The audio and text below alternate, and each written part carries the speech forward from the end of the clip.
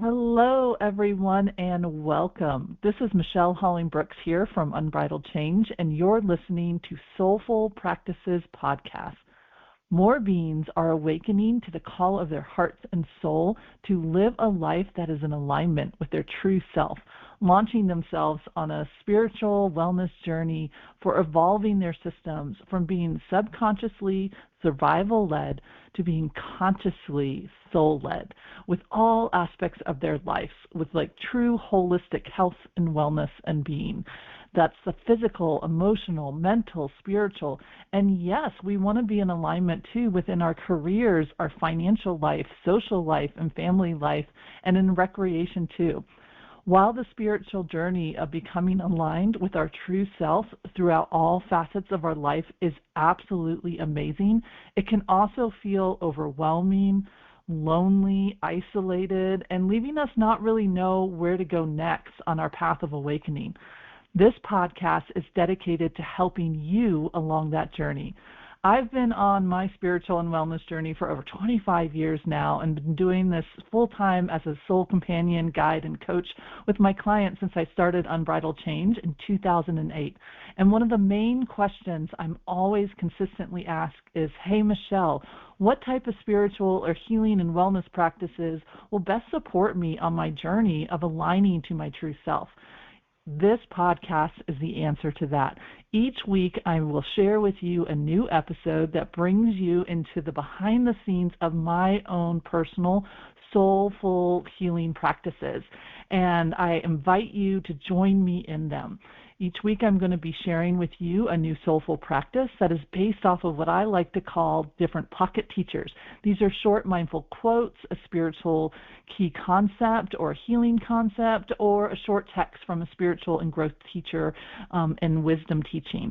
And they are designed to help serve as a guide for us, a companion to us throughout that week, to help you courageously connect with the soul-led choices that will best help serve you in making the choices that will bring you into more balance so that you can live, love, and lead your authentic life. Truly going from having that desire, the intention to have a soul-led life, to embodying and unbridling your beautiful soul-led life. Again, I'm your host, Michelle Holling-Brooks, and I'm so glad you found us. Let's dive into the soulful practices for this week. Hello, everybody, and welcome to another episode of Soulful Practices. And in this episode, we are going to be working with another beautiful quote from one of my all-time favorite books. And it's like one of the short stacks of ones that I recommend to people quite often. And in fact, it inspired the title and the whole kind of theme of my membership community, Connecting with Joy.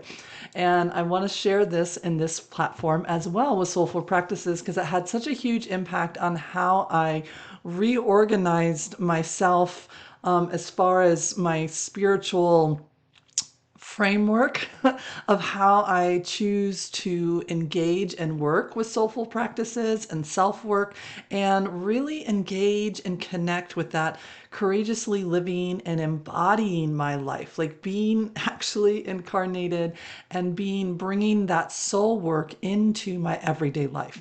This book was a huge part of that journey, of that shift from what was happening with me with all of my different self work and spiritual work and intuitive work that I was doing and energy healing. I was starting to slightly disembody myself rather than embody myself.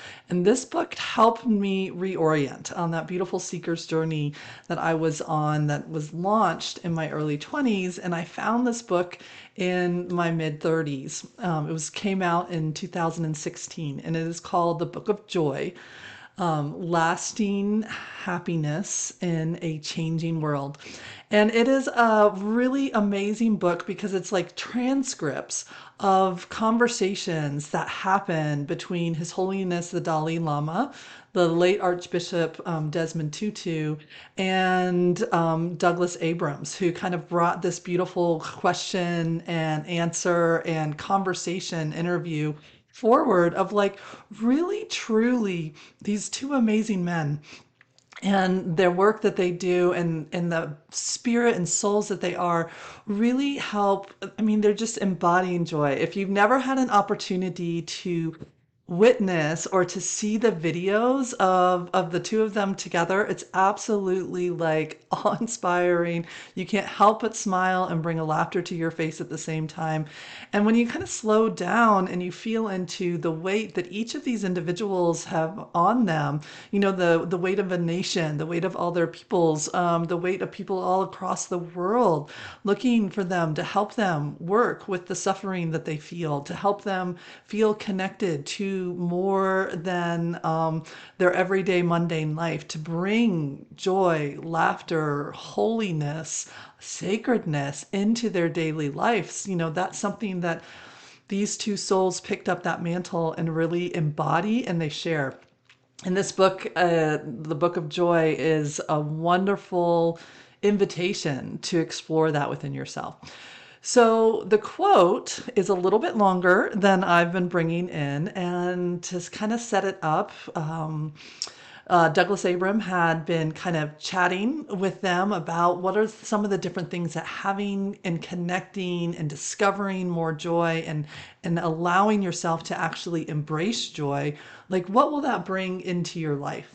And Desmond Tutu adds on this very interesting, what I think brings us into the heart of a lot of our suffering and a lot of the angst that we feel, especially on the spiritual journey, because the spiritual journey totes that, hey, follow this path and you'll have all gumdrops and roses. And we put this weird belief system on top of, hey, discover joy and then dot, dot, dot.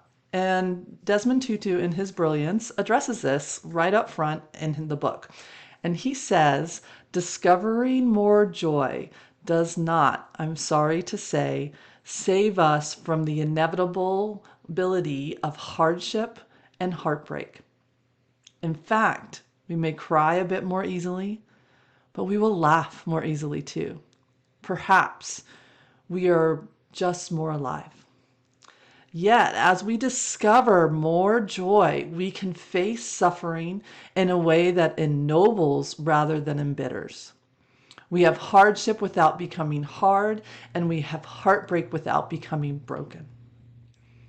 Okay, so I told you this quote was a little bit longer. So what I'm going to do is break this into two episodes. But I wanted this episode to kind of couch the conversation, and then we can dive into the pieces of it. The first part in this episode, and in the following episode, we'll dive into the second part. So let me just share that again. And if you would, if you've been following along, you kind of know the idea of how I am enter like into the conversation with my system, right? And it's through this four body beings check-in. So what is happening in and around my body? What sensations am I feeling? And can I not attach big stories to them? Can I be curious about it? So instead of being like, oh, my shoulder just always hurts because of yada, yada, yada, we're going to take that out. And instead, we're going to just be like, oh, that's interesting. I feel a tenseness in my shoulder or a depression that's happening in it. Or I feel tightening in my stomach. Or, oh, I just want to exhale and like stretch and allow myself to just like put my hands over my heart and welcome myself home. Like, what is that body being up to as we work through this? This is a really beautiful way to start to bring that moving meditation into, because the soul work is really designed to help us be able to listen, to dialogue with our body so that we can go from being habitually driven by these unconscious parts of ourselves to having a beautiful soulful conversation and partnership with ourselves so that we can make the choice, right? All of this is to allow us to courageously connect with living our life and having those choices that match our true self and not the different aspects of us. So also have a, like, pull up a chair for the mental being, What are the different thoughts, concerns, fears, worries, confusions, hands on hips, furrowed eyebrows? Like that's not going to work. Like, what did she just say? And bringing those in. And I always see them as kind of little bobbleheads to help me. That's my symbolism that I'm talking to a protective part of me. I'm talking to a part that thinks it's going to help me like care give to myself. I'm talking to a part of me that's not truly has access to the wisdom of the soul, right? It's housed in that mental being that's working super hard. It's our fierce protector, and yet it's slightly separated from remembering that there is support and wholeness and choices that are available to us that can be housed in confidence and housed in faith and housed in ability to move forward, even with fear pulling up a chair and being beside us, like we worked on in the last episode. And then it feels good even opening up to that heart being right now. Like, what is there present in our heart? What's the symbolism, the emotions? This is where we meet the tender parts of ourselves, some of the wounded parts of ourselves that are stuck and exiled, shoved out of our system. But this is also where we meet those courageous parts, the parts of us that are like, hey, we can figure this out. We can not only endure whatever's happening on life terms right now, we can actually figure out how to surf through this, pick the lane and work through those different river parts of our life, whether it be the lazy river part, whether it's kind of like a little bit of class ones, twos, and threes, or full on raging rivers where we've got to kind of like get out and trudge on the trail and then hop back in the river on the other side. The support is with us in all those different aspects. Right? Because just like Desmond Tutu said, I'm sorry to say, my friends, that discovering joy doesn't take that out. That's inevitable. Hardships and heartbreaks are going to be a part of it. So that river of our life is going to have lazy river parts, it's going to have whirlpool parts, it's going to have plunges, and it's going to have little medium ripples. It's going to have all of those. But when we have joy, we can ennoble ourselves rather than bitter. We can work with the hardship without becoming hard, and we can also work with the heartbreak without becoming broken. Right? All of that is in this beautiful quote. And so, what's in that heart? With like, how's it feeling in there? Just with the basic overview of this quote. And now, if it feels good to you, see if you can open up to that wisdom, that wise oneself within, that that inner guidance that says, hey, I know we would rather not be in this particular part of our river right now. However, this is where we're at. And even where we're at, there is a way to walk with it that can alleviate suffering, right? We can either embitter ourselves or ennoble ourselves, right? Which one do we want to do? And it's there and it's available to us if we can lean in, link arms with this beautiful aspect of us. And that is why self work practices, self reflection, self knowledge, being able to have that self inquiry in a beautiful, compassionate, supportive way that also opens us up to action. That's the secret mix, right? Putting it all together. So just feel into that right now. And take a nice deep breath in and out. And let's just work with the first part of this quote in this episode. So I'll say it again.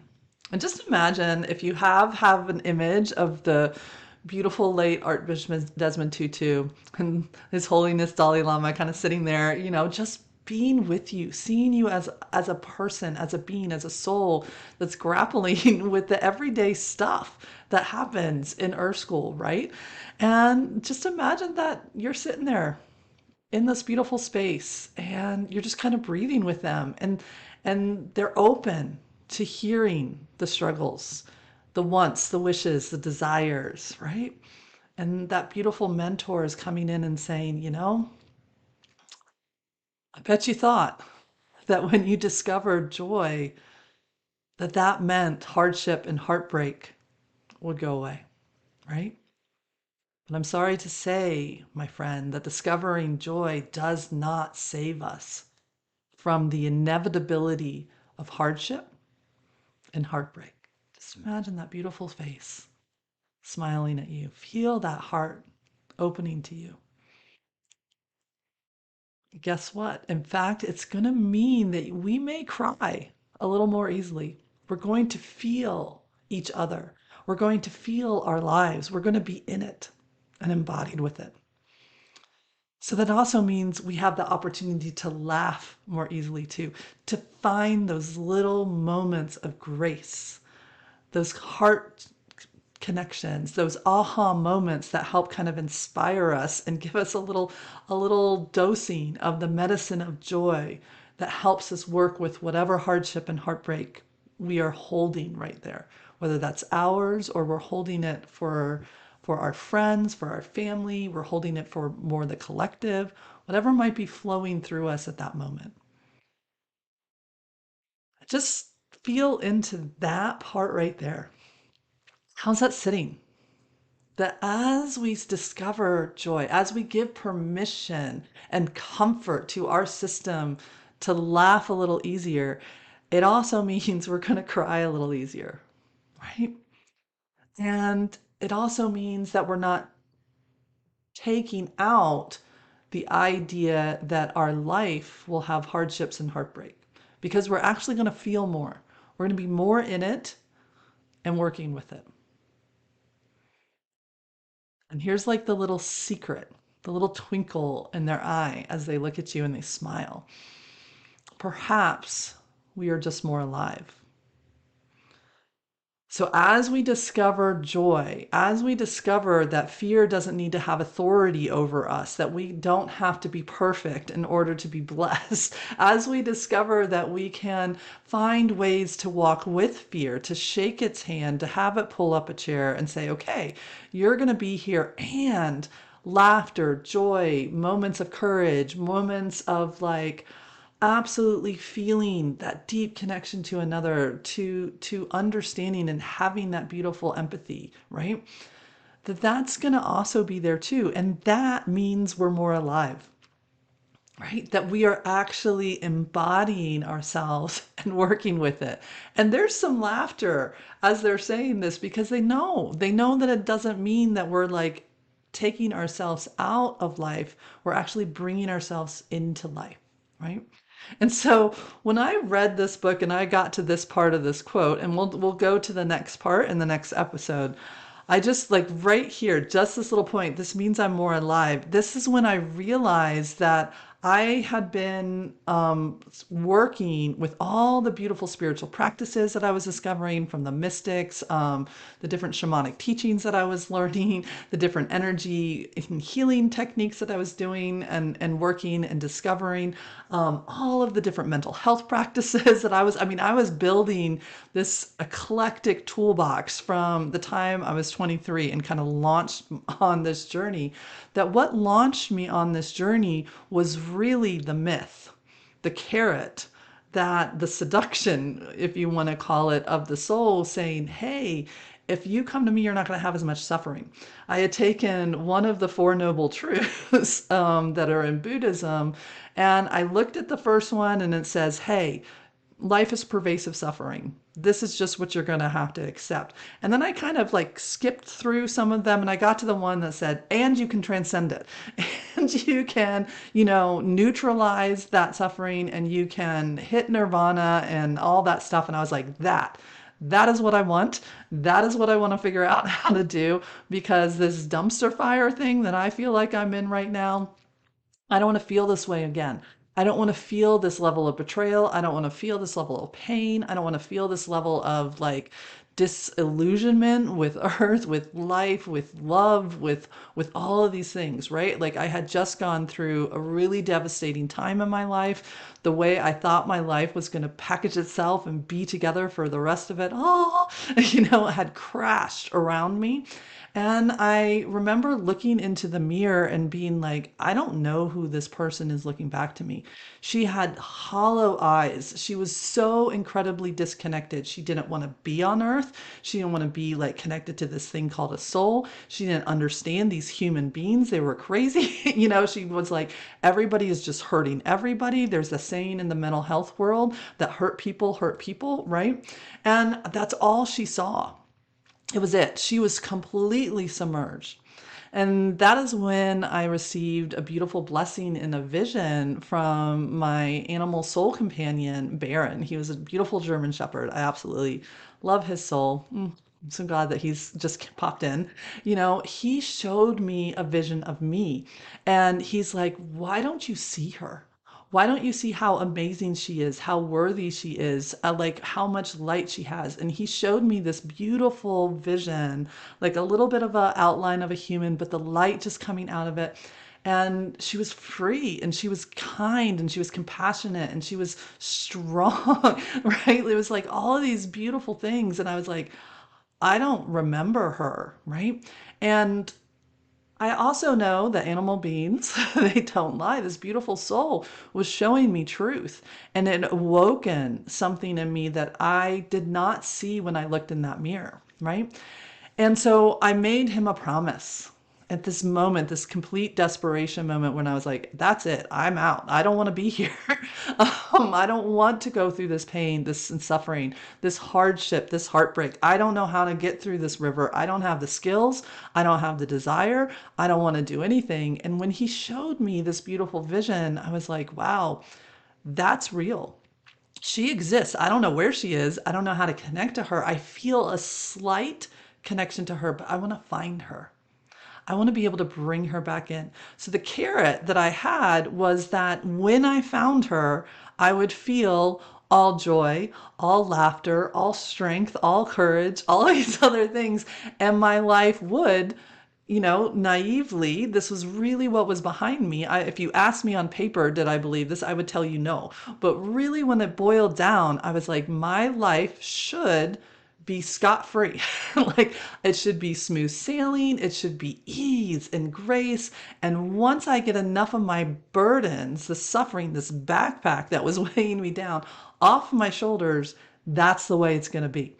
And so off I went on my little seeker's journey to find that soul, to bring her in, to wake her up, and to have a life of ease and grace and abundance and all the things. Well, fast forward 10 years. Like I said, if there was a, a class that I thought would help me do this, that was toting this beautiful like carrot that said, hey, this is the modality, this is the method. I didn't care what it was in. This is when I became like the the proverbial student in anything I could, from Western approaches to Eastern to shamanic approaches, you name it. I wanted to not only like be a participant in it, I wanted to like learn how all the things of all the things. And so this is how my toolbox got collected.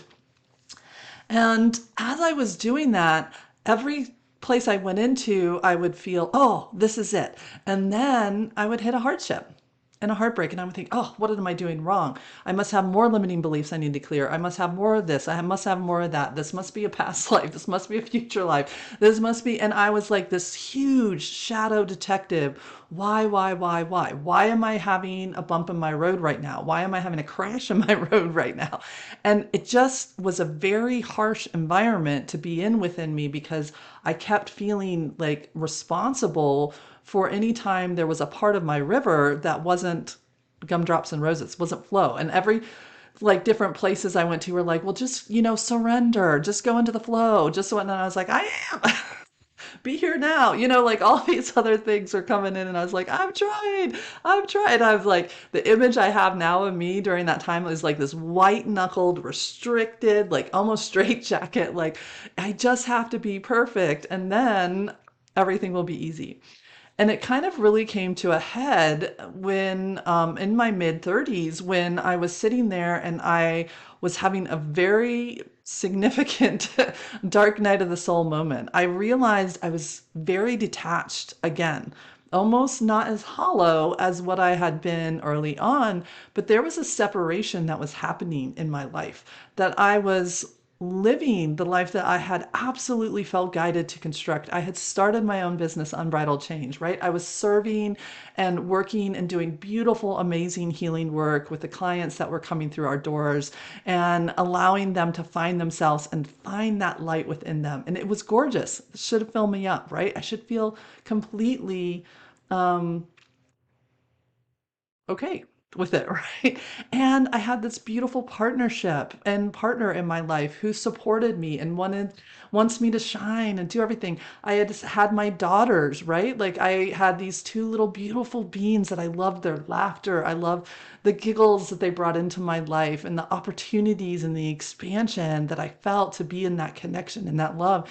And yet there was a separation. There was a separation from all of it. I felt a disillusionment. I felt like something was missing. I felt like I was doing all the things, and yet there wasn't this bubble, this connecting with this joy within me. And it was because the way I was doing it was so incredibly harsh. It was if I made one mistake, I would careen myself into self work, air quotes.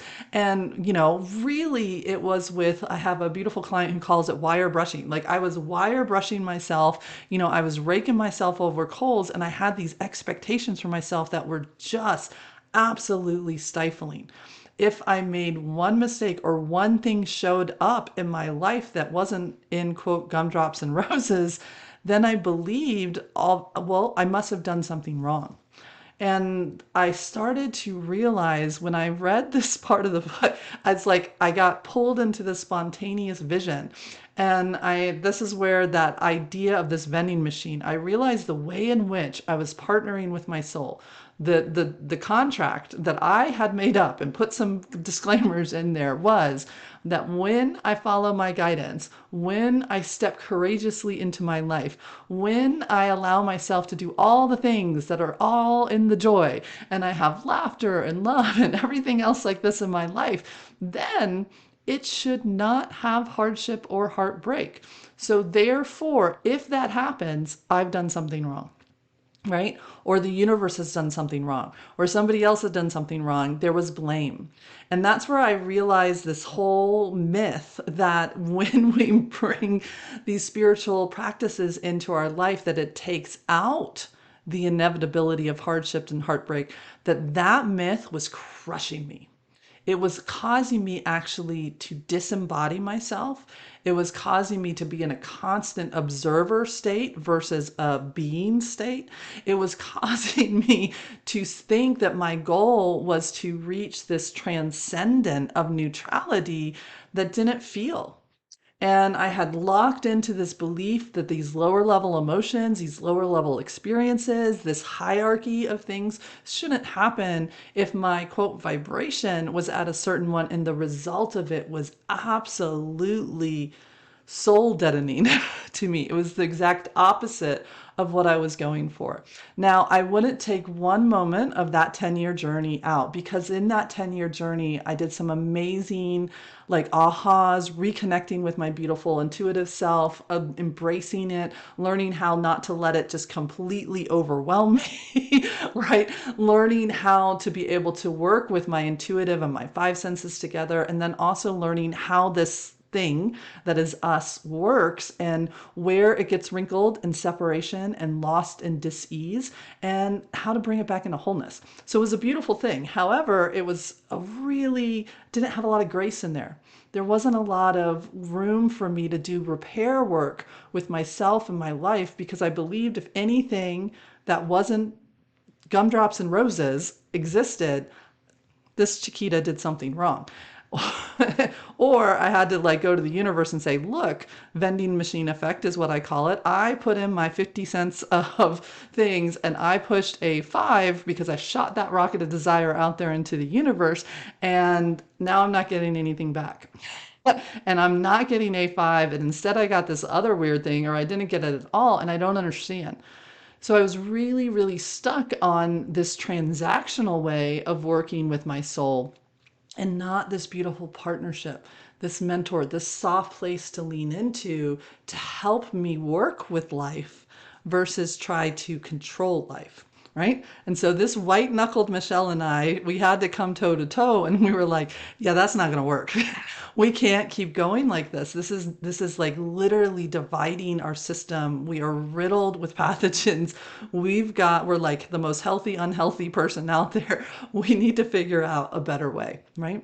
And so this quote, when he said, perhaps crying and laughing means we're more alive. Perhaps not seeing that you have hardship and heartbreak as something that you did wrong.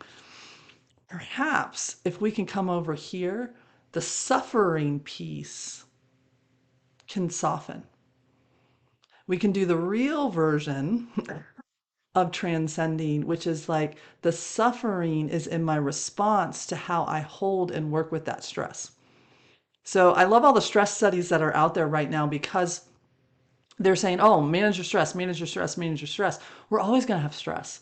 We're always going to have requests come into our nervous system that ask us to respond. We're going to have internal requests that say, hey, I want to do this. I want to create this, right? And we're going to have external requests from my daughters, from the clients that I work with, from my friends, from my family, from the business that I run, right? All that's going to come in. It's not going to stop. It's not going to go away. Those hardships and potential heartbreaks are going to be there. The question is, how do I want to work with them? How do I want to hold them? How do I want to address them? And can I do it in a way that comes with compassion and love and grace and looking for what is the best way to bring balance into whatever request that is? When I can do that, all of a sudden I stop responding from the fight, flight, or freeze part of my system, and I can come into more the heart part of my system. I can come into what in the neuroscience world is called ventral vagal, but to me, it's called my heart and my soul working together, helping me work with whatever we're at on life's terms. So I'd love to invite you into your own kind of inquiry on this. Where are you with this myth, this carrot, that through the spiritual work, through the mental health work, through the other things, this idea that has also been labeled toxic positivity, right? This idea that if we find that joy, that laughter, if we release this burden, if we follow our guidance, put whatever you want in here with this, then everything will be ease. Everything will be gumdrops and roses. Hardship and heartbreak will not be in there.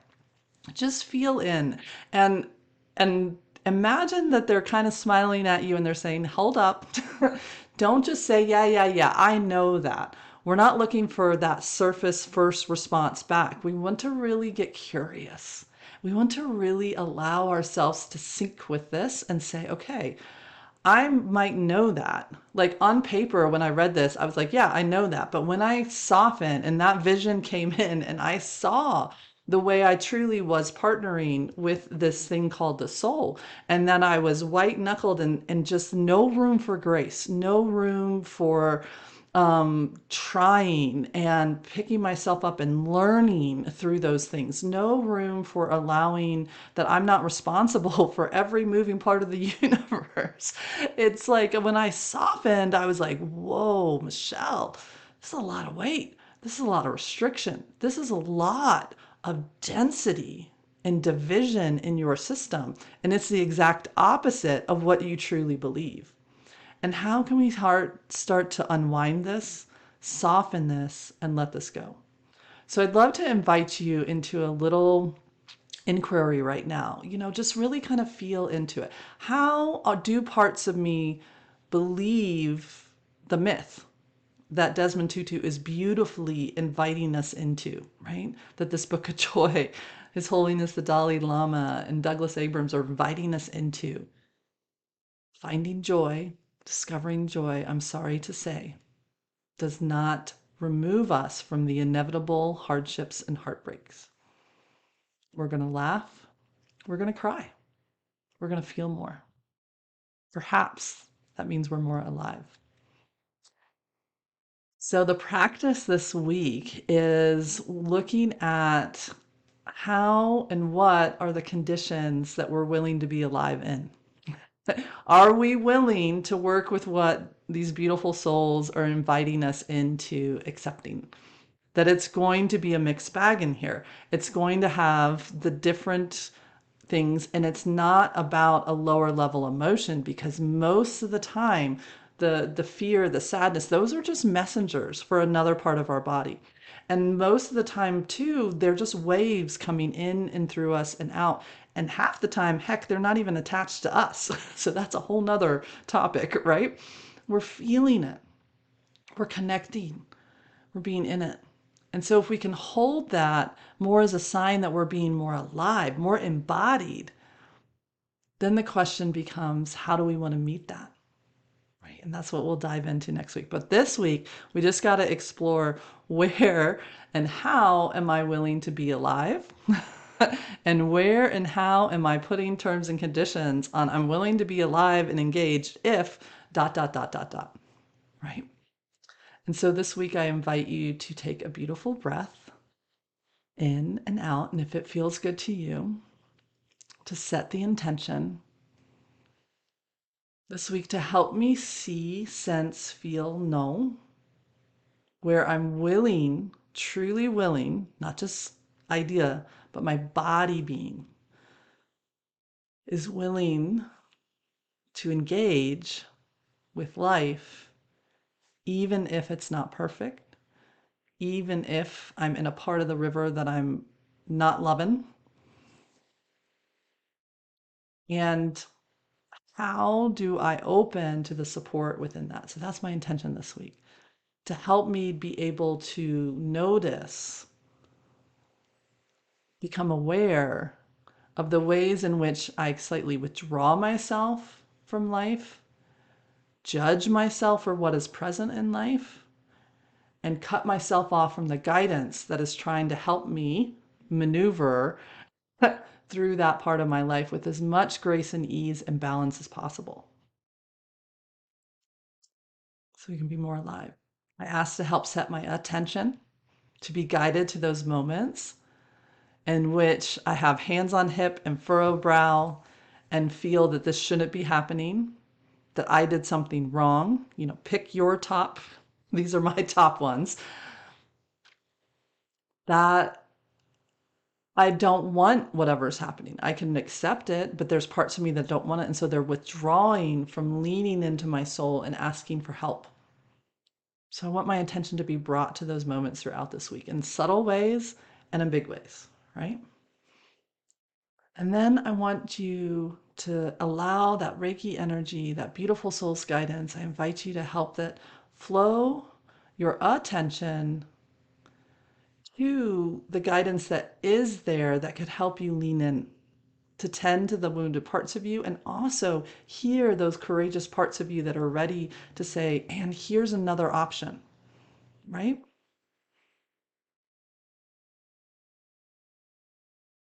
Just a nice deep breath in and out. So this is going to be my practice this week to help me just even see the little areas in which there is a separation happening, that it says it shouldn't be this way, right? It shouldn't feel this way. Or what did I do wrong because there's a wrinkle here that shouldn't be here? And the first week is just all about exploration. Next week, we'll dive into helping ourselves go into an ennobled way with working with those hardships and heartbreak versus becoming embittered. But up first, we just got to be able to see them. Because like I said, I had gone 10 years without seeing that grippy Michelle. And then this one little quote, woof, I saw her and I was like, oh, sister, I got to help you. We gotta go turn back around, go into all of our toolbox, dust it off, come with a beginner's mindset, and see what the next level of them is, right? That next level of spiritual embodiment and maturity in a way that has more grace in it, and bringing in that. So this is the practice for this week. I'd love to hear how this aha from this beautiful book of joy and these two amazing souls of His Holiness the Dalai Lama and Archbishop Desmond Tutu and beautiful soul of Douglas Abrams come together to share with us that discovering joy, right? I'm sorry to say, my friends, does not save us from the inevitability of hardship and heartbreak. We're going to cry more easily. We're going to laugh more easily too, but perhaps we're just more alive. Offering you light, love, and joy as you work with this practice this week. See you next week. Bye. Thank you again for joining me in this episode of Soulful Practices. I'm honored to be a guide for you on your spiritual and wellness journey.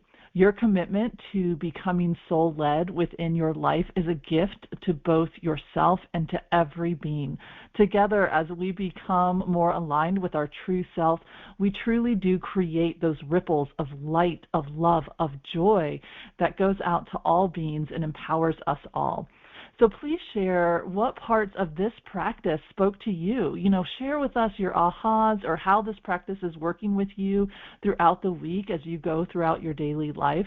And don't forget to subscribe to this podcast so that you can stay up to date with the next soulful practice and pocket teacher that wants to help you create that courageous connection to your soul-led life.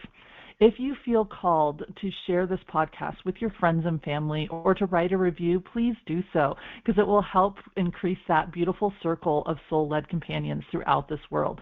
Together, we can create a beautiful, soulful conversation, connections with others, and help each other on our journey. Like Ram Dass says, we are all just walking each other home. Again, this is your host, Michelle Holling-Brooks. Until we meet again in the next Soulful Practice episode, offering you a blessing of light, of love, of joy on your journey.